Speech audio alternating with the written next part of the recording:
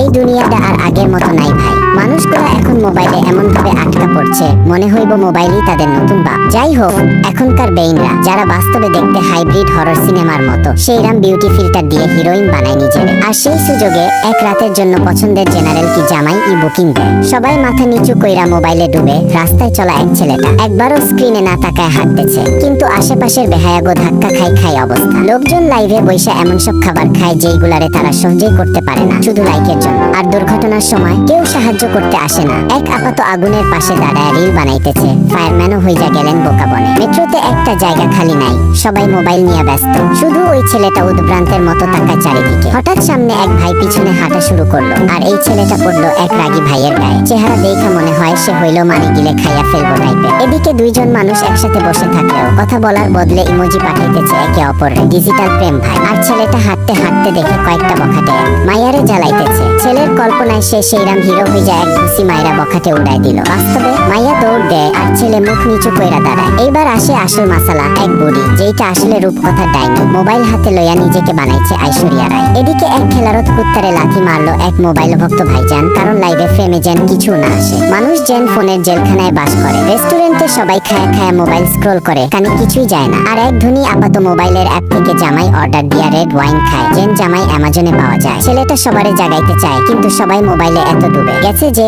সে হইল একলা পাগল। কেউ কেউ তো কসাইয়ের মতো নিজেকে ক্লাউন সাজায় ফেম কুড়ায়। নেট দুনিয়ায় তার কদর, কিন্তু রাস্তায় মানুষ হাসে তারে দেখা। এতসব দেখা এক মাইজা চরম ভাই পাইয়া যায়। এই মোবাইলের দুনিয়া আসলেই কি আমরা চাই?